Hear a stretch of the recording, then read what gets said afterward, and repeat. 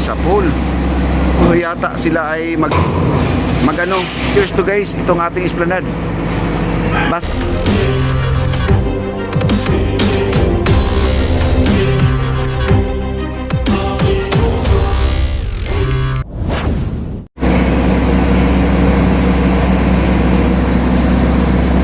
po, kakalipat lang po nila kasi kaya nandito yung ating barge guys. Ayun o, pinupukpok na, kita nyo lakas kasi yung kabila guys, buhos na lang po yun by baka Monday o Tuesday daw yata sila ay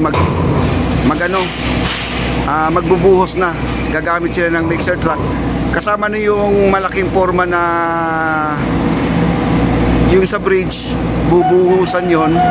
Tapos ang ating pile cap, bubuhusan din. Yan po ang mangyayari guys, no?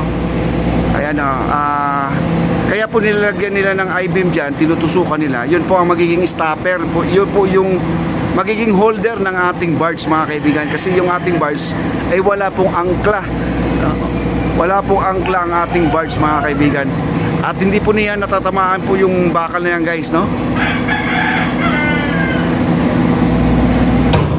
Lakas oh. Kaya ganyan ang ginagamit nila guys, para madali lang po hugutin, no? Binubunot kasi yan. Pagkatapos ng trabaho, lilipat po yan mga kaibigan. Ano, minamaso nila guys. Nagsiswing kasi yan, nagsiswing. Yap. Perfect. Ang lakas guys, ang lakas sa palo.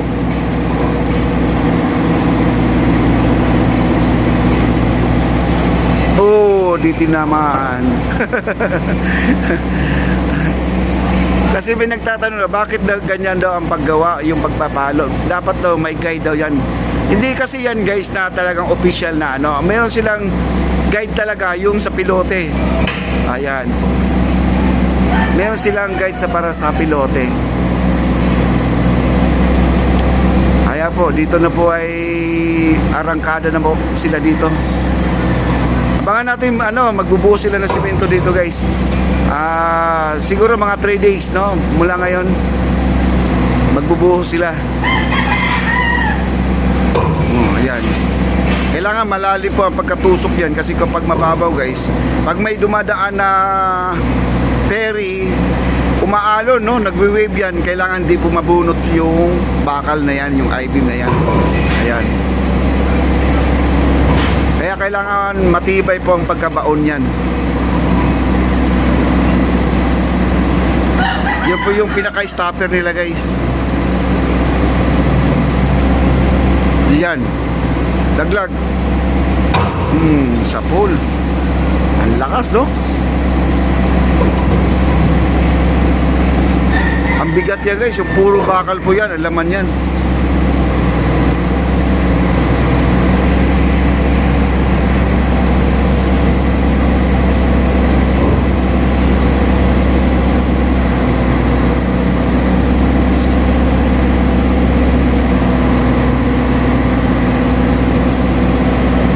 Babagsak ulit yan guys eh.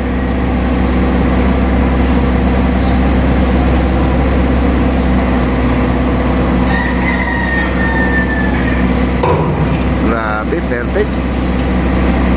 Galing.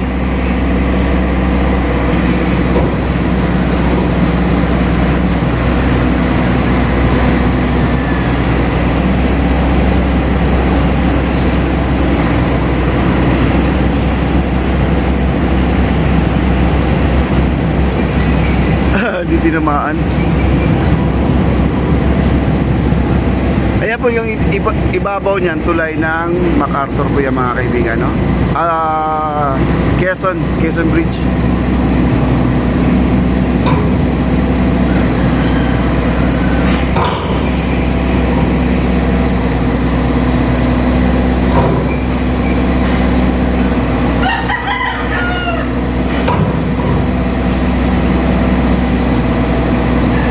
Niya tinatamaan guys, oh. Yun. Isa pa. Sa pool niya lagi guys, oh. The place.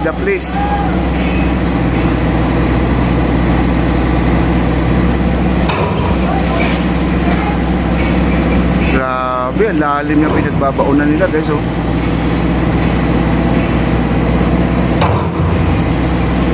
Okay, ay, nagsisinyas na.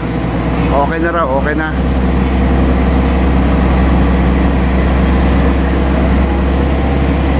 Yun na magiging angkla nila guys, yung tinusok nila para yung birds hindi lumayo dito sa ating side na to. Itong side na to nakikita natin dito na may tapyas na po ang ating mga pilote. Ito po ilalagyan po ng ano to, tinatawag na file cap.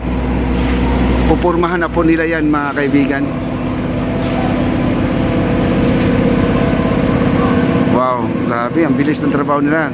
Progress na progress talaga ang ating Arroceros. Ang laki na po ang pinagbabago. Kailangan po talaga meron silang ganyan, no? May mga I-beam silang support para di lang po sila lumayo dito sa gilid po ng ating side ng Pasig River mga kaibigan. Wala kasing angkla dito guys, di pwede maglalagay ng angkla, no? Hindi naman kasi barko yan. Oh. Kahit yung mga tugboat natin ay wala pong mga angkla din yan. Yun po ay nagdedepende po sa mga tali yan, tali-tali lang. Ayan po, nandito po ang ating operator, nandiyan banda. At maglalagay pa sila guys, magtutusok pa sila ng another pilote, no? Pilote o I-beam na lang siguro. Kasi may mga pilote ngayon dumating guys, ang daming pilote. Yun po ay gagawin nila doon sa poste ng tulay, no? Tulay ng ating esplanade mga kaibigan. Yun po ang pinakamalaking tulay na gagawin ngayon dito sa ating project na to. Ayan, at umaabanti po konti ang ating bars. Baka siya po ay hihilain ng konti. Ang laki ng mga tali ng guys, yung tali ng bars, oh. Tali ng barko daw yan, sabi nila. Ayan na po. At nagpalit sila ng hook. Kumbaga sila ay maglalagay ulit ng I-beam na itutusok nila dyan sa tubig mga kaibigan. Ayan na, iangat na po nila. Tingnan nyo guys, yung malaking bakal na yan na iangat nila. Napakalaki po yan. Ang bilis po ng kanilang trabaho guys.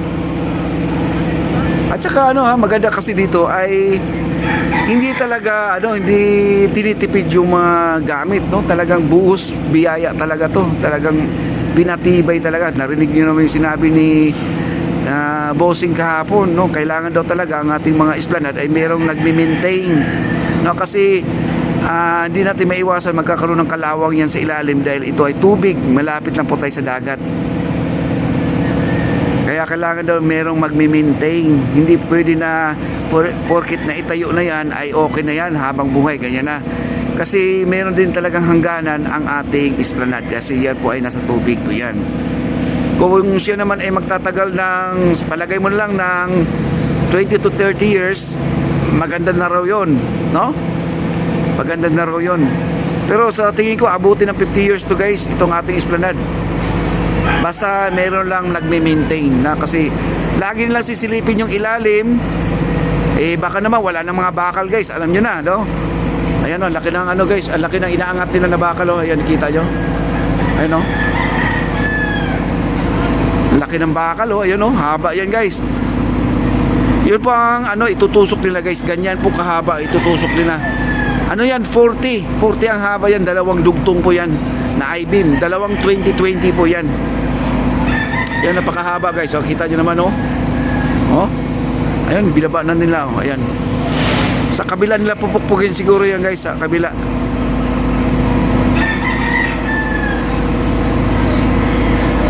Grabe, ang haba guys, oh. Ayan oh. Ayan oh. Oh, kita nyo? Wow. Lipat nila dito. Doon pa rin sila, doon pa rin itutusok siguro, no? Doon sa kabila. Bridge. Tulay siguro yan, tulay, no? Okay, dito sa kabila. Ito. Dito sa ating harapan, itutusok pala guys. Ayan o. Ayan, yan ulit itutusok guys.